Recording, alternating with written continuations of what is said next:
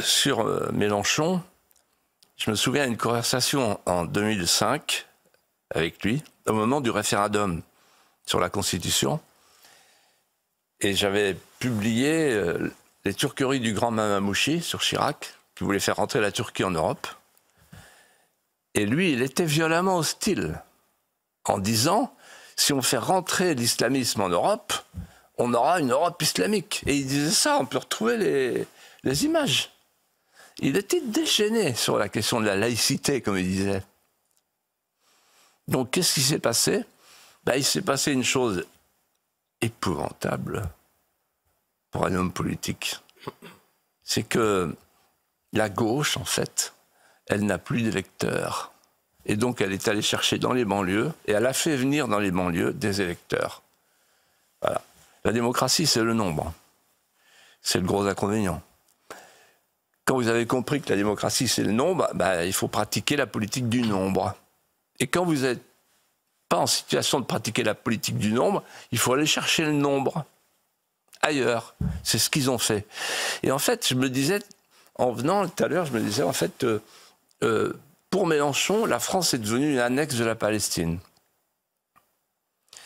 Et donc, le meeting hier avec Rima Hassan, c'était ça. On était en Palestine, on était dans un bout de Palestine en France. C'est-à-dire qu'en fait, la France est devenue un État confédéré. Il y a un bout de régalien qui dépend de notre puissance publique et un autre bout du Moyen-Orient.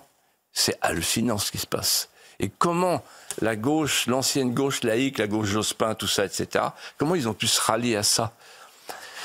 Et on en parlera tout à l'heure, mais les dernières prises de position de Macron, ça y est, il est revenu dans cette sphère-là.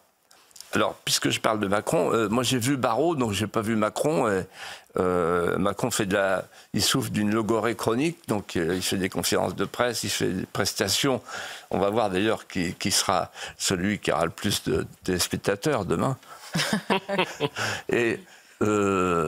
Mais alors, il est complètement pris à revers, parce que lui, il a dit, le 18 juin, on va reconnaître l'État palestinien. Donc, visiblement, il n'est pas dans le circuit des informations confidentielles, et c'est tragique pour la France. Ça veut dire qu'en fait, c'est un coupeur de citron, Macron, à l'échelle internationale. Je choisis mon image pour qu'elle soit comprise.